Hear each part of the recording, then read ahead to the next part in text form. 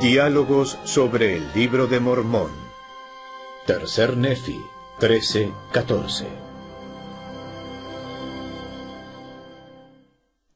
Les damos una vez más la bienvenida a nuestros diálogos sobre el Libro de Mormón. Hoy participan en esta charla 4 profesores de escrituras antiguas, profesores entusiastas: David Whitchurch, Tom Waitman y Gay Strathern, y mi nombre es Kelly Ogden. Estamos en medio de las enseñanzas de Jesús. Él apareció a su pueblo en las antiguas Américas y dio un sermón bastante similar a lo que enseñó a su pueblo en el mundo bíblico. Y hoy estamos en Tercer Nefi, capítulos 13 y 14, continuando con nuestra charla acerca de las enseñanzas de Jesús. El encabezado del capítulo 13 dice: manda a los 12 que en su ministerio no se afanen por las cosas temporales. Varias de las cosas con las que él comienza este capítulo de las enseñanzas de Jesús son cosas que las personas hacían para ser vistos por los demás hombres. Eso es un problema.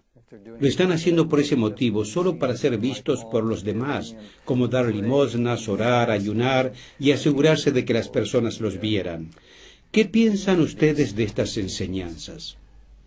Creo que nos pide a todos que examinemos nuestra motivación en cuanto a por qué hacemos lo que hacemos.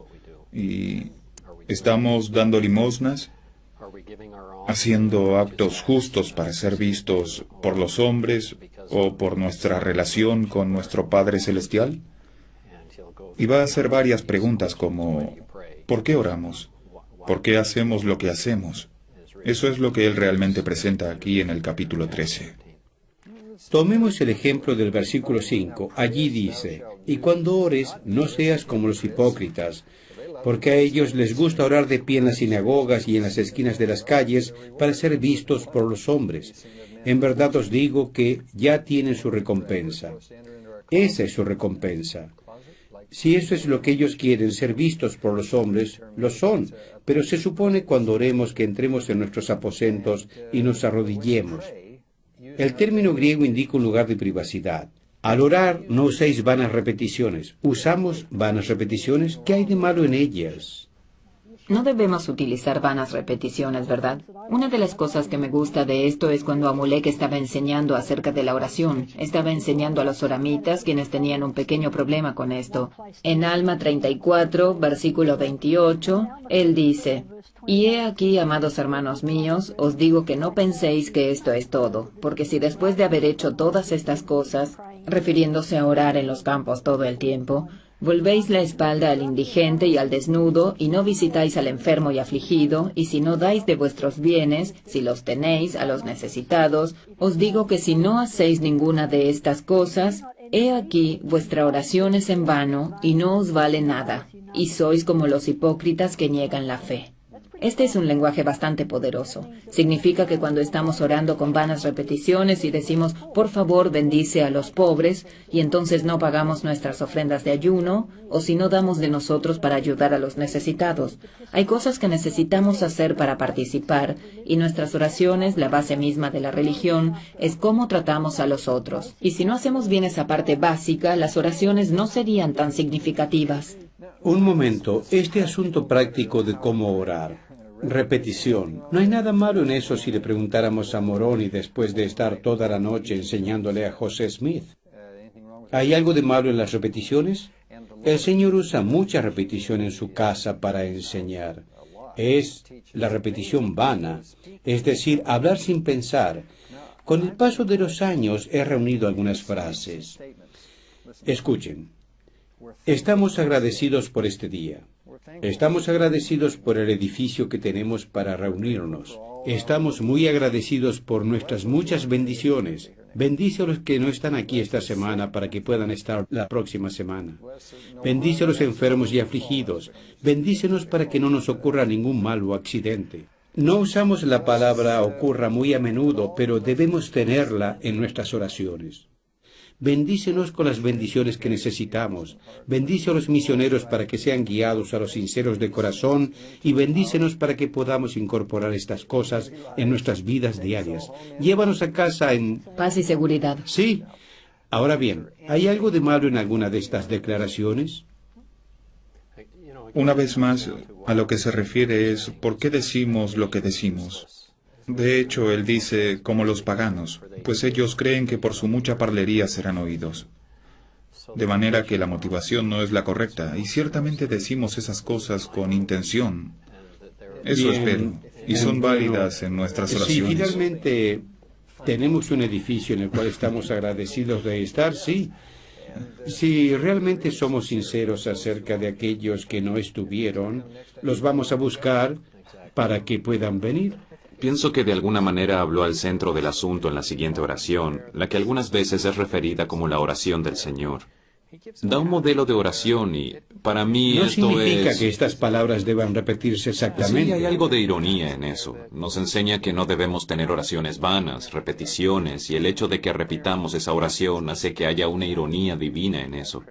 Creo que lo que él desea son algunas cosas sencillas, y una de mis favoritas está en la oración del Señor, y está en el versículo 10.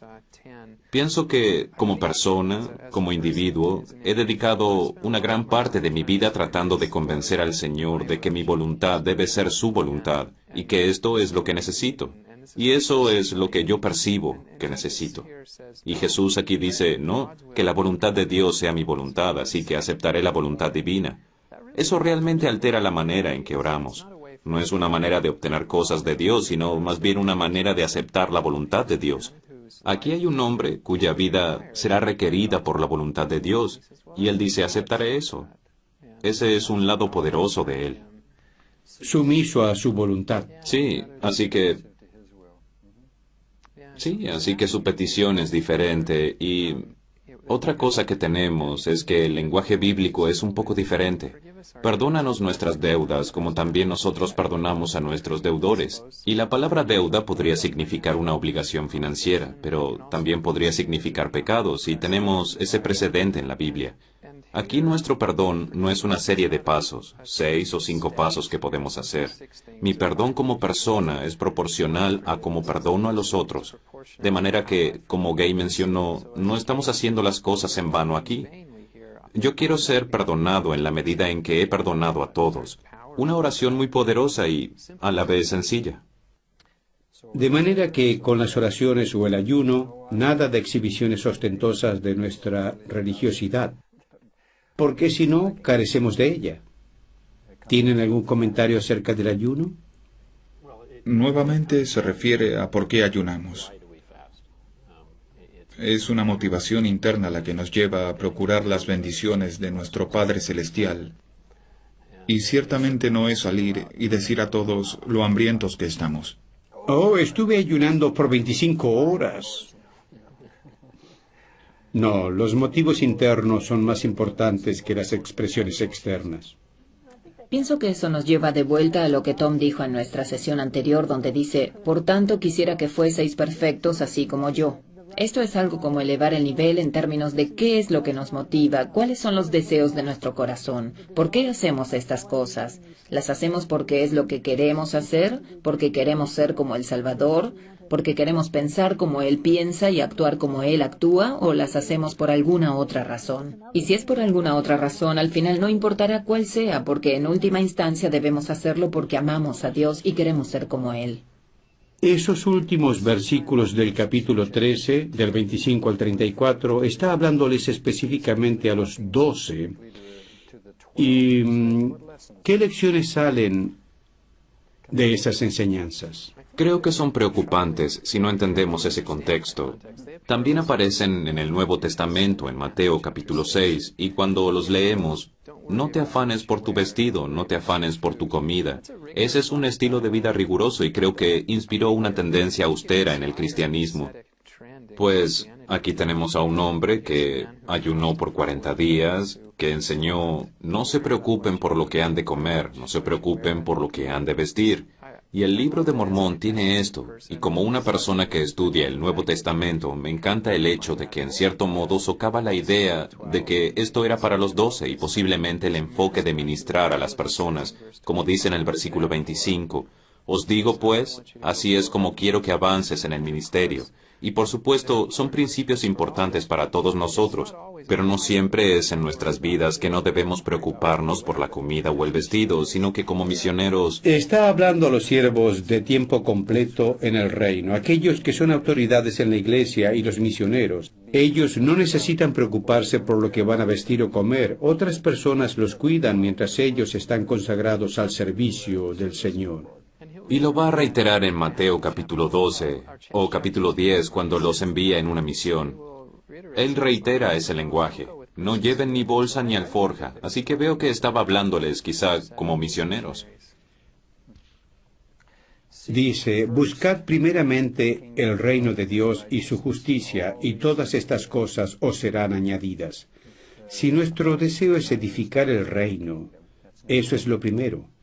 El Señor está dispuesto a bendecirnos con otras cosas que deseamos que son buenas para nosotros para ayudar a edificar el reino.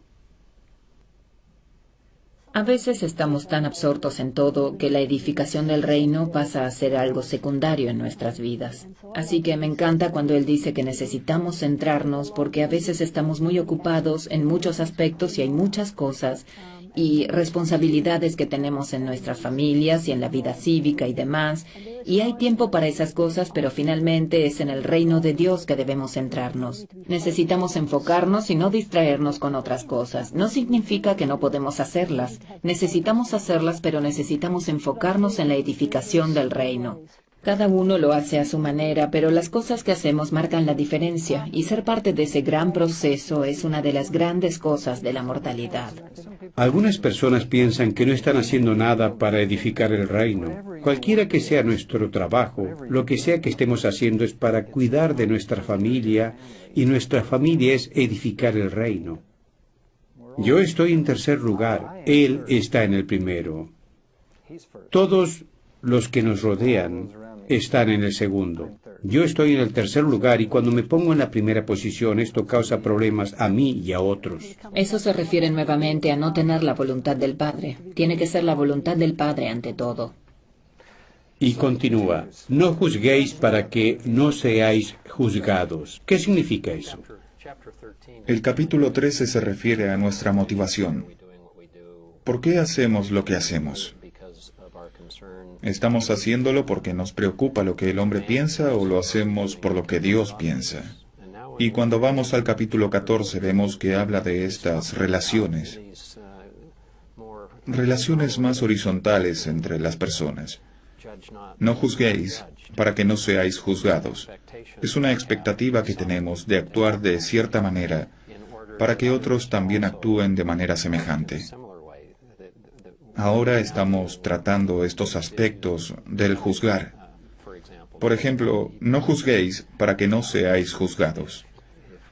Si queremos recibir bendiciones, necesitamos comportarnos de cierta manera. Y eso continuará a lo largo de todo esto. A veces vemos la pequeña mota que está en el ojo de alguien, y sin embargo, como él lo describió aquí, tenemos una viga en el nuestro. Pero no se supone que debemos juzgar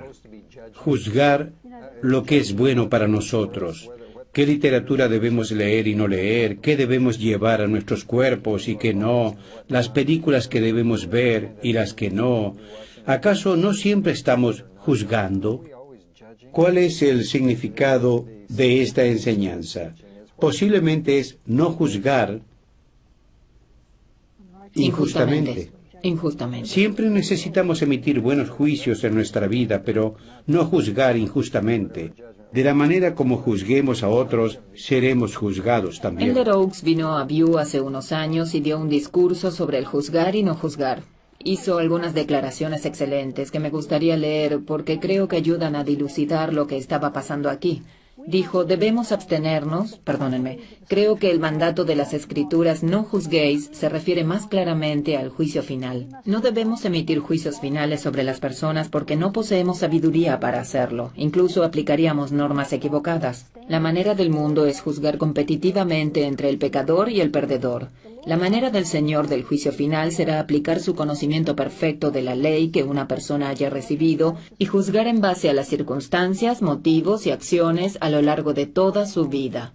Dios juzgará adecuadamente, pero nosotros sí necesitamos juzgar, y Él nos da 4 maneras en las que podemos juzgar correctamente, lo que significa, número 1, un juicio justo debe ser, por definición, inmediato. Debe ser para aquí y ahora, así que no estaba hablando acerca del juicio final. Número 2. Un juicio justo será guiado por el Espíritu del Señor, no por ira, venganza, celos o interés propio. Número 3. Para ser justo, un juicio intermedio debe estar dentro de nuestra mayordomía. Y 4. Debemos, si es posible, abstenernos de juzgar hasta que tengamos un conocimiento adecuado de los hechos. Ese es el Esto debemos problema. hacer. Normalmente no conocemos todos los hechos. No sabemos por qué alguien actúa de la manera en que lo hace o por qué dicen lo que dicen. Ese es un gran debate en cuanto a lo que significa juzgar justamente. Pienso que también hay una imagen poderosa y creo que es característico de la manera en que al Salvador le gustaba enseñar, con algo como una hipérbole. Tenemos a una persona con una pequeña astilla en su ojo y luego la palabra viga podría ser un tronco. Es una imagen ridícula tener un tronco saliendo de nuestro ojo, y si tratáramos de sacar algo del ojo de alguien como un tronco metido en el nuestro, lo maltrataríamos y lo lastimaríamos. Y pienso que eso realmente dice que cuando nosotros nos esforzamos en juzgar inapropiadamente, realmente terminamos lastimando a la persona que juzgamos y a la postre a nosotros mismos. Esa es una apreciación real de la conducta humana. Debemos saber que cuando no conocemos todos los hechos, ofendemos. Esa es una de mis imágenes favoritas, aun cuando es muy dramática, muestra el estilo de Jesús. Tengo una copia del himno número 91 del antiguo himnario antes de 1985 y dice, que cada hombre aprenda a conocerse a sí mismo. Alguien muy inteligente escribió esto, que cada hombre aprenda a conocerse a sí mismo. Para obtener ese conocimiento, que trabaje, para mejorar esas deficiencias en sí mismo, las cuales él condena en su vecino. Cuán indulgentes vemos nuestras propias fallas y la voz de la conciencia hábilmente nos sofoca. Empero, cuán duramente criticamos las mismas fallas en otro. Y si encontramos a alguien que esté errado cuyos actos son culpables y desconsiderados, considera antes de lanzar la piedra si tú mismo eres puro y perfecto. Escucha esa pequeña voz interior, cuyos susurros confunden al hombre, y no toques trompetas de los pecados de otro. Te abochornarías si los tuyos fueran pronunciados. Y si en un autojuicio encuentras que tus actos hacia los demás son superiores, la providencia ha sido amable contigo, así como tú deberías serlo con aquellos inferiores. Es como un rayo de luz. Dice que primero debes mejorarte a ti mismo hoy y mejorar a tu vecino mañana. Bien dicho, ¿verdad? Cuidarse de no ser hipócrita y ver debilidades en otros, mientras tenemos mayores problemas en nosotros que necesitamos resolver. En este capítulo, algo que también forma un principio y un final, es que al final Él realmente les dijo que hay señales que indican las personas que están en el reino que no son del reino para estos líderes de la iglesia, y mientras que decía no juzguen, al final les dijo, bueno, tendrán que cuidar del fruto del árbol. Y eso es claramente una indicación de juzgar. Es simplemente juzgar las cosas correctas de la manera correcta. Como usted citó, buenas maneras de diferenciar entre los dos tipos. Y por sus frutos los conocerás. Todo buen árbol dará buen fruto. José Smith fue un buen árbol. El libro de Mormón es un buen árbol y la iglesia es un buen árbol. Así que los conocerás por sus frutos. Esta es una manera de ser, ¿no es así? Él describió un estilo de vida. Es decir, es difícil ser falso si no hay falsedad en uno. Es difícil decir una mentira si somos totalmente honestos. Me gusta ese comentario. Así que al final dice, Señor, Señor, ¿no hemos profetizado en tu nombre y en tu nombre no hemos echado demonios? Y él dirá, nunca os conocí. O así como José Smith invirtió los pronombres en la TJS. Nunca me conocisteis. Oh, tú sabías que nací en Belén, sabías que llamé a 12 apóstoles, sabías de mi ministerio alrededor del mar de Galilea, etc., pero nunca me conocisteis. No conocisteis mi carácter.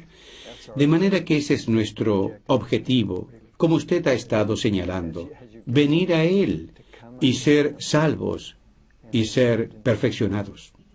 En el Nuevo Testamento, particularmente en Segunda de Pedro, hay dos palabras a saber. La primera es gnosis y la otra se basa en esta epignosis. Y como las usó Pedro, hay dos significados ligeramente diferentes, los cuales podemos conocer indirectamente, y creo que eso es a lo que usted se refiere. Podemos conocer a alguien porque leemos o cosas así, pero conocer por experiencia es algo muy, muy diferente. Conocerlo a Él porque hemos tenido esa experiencia con Él en nuestras vidas. Y al hacer Pedro su carta, comienza diciendo que es muy importante tener ese conocimiento. Pero cuando lleguemos a la escalera más alta, deberíamos no solo saber de Él, deberíamos conocerlo porque hemos experimentado con Él en nuestras vidas. Y llegamos a conocerlos mejor, al Padre, al Hijo y al Espíritu Santo, por las Escrituras y algunas cosas que no podemos publicar al mundo. Las verdades más sagradas que llegamos a conocer en el templo a través no solo de sus palabras, sino también de los convenios y de las ordenanzas. Así como dijo Elder Scott, el corazón del Evangelio son las ordenanzas. Es interesante que usted mencione eso en este punto y pasamos de largo ese versículo que habla acerca de lo que usted dijo. En el versículo 6 de Tercer Nefi dice, no deis lo que es santo a los perros, ni echéis vuestras perlas delante de los cerdos, no sea que las huellen con sus pies y se vuelvan y os despedacen. Cerca de la conclusión del Sermón del Monte, si se siguen esos principios, ciertamente estas verdades sagradas van a ser confiadas, particularmente a estos líderes y a todos aquellos que vienen a Cristo con un íntegro propósito de corazón. Ahora Él les instruye en cuanto a cómo manejar esas verdades sagradas. Tengan cuidado en qué contexto las dan. Y nuevamente usa esta gran hipérbole. Nadie va y da una cubeta de perlas a sus cerdos y los cerdos generalmente no actúan en la manera que él describió aquí.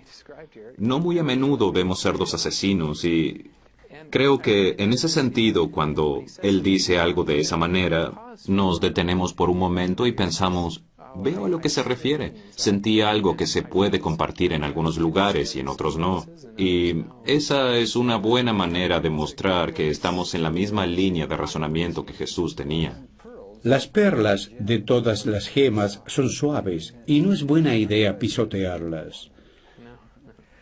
De manera que estas enseñanzas son preciosas para aquellos que están preparados, que quieren vivirlas. Y concluye con una parábola interesante. Así como en el relato de Mateo, donde alguien construye su casa sobre una roca. El texto en inglés de Mateo dice una roca, pero el griego dice la roca. Y el español también dice la roca.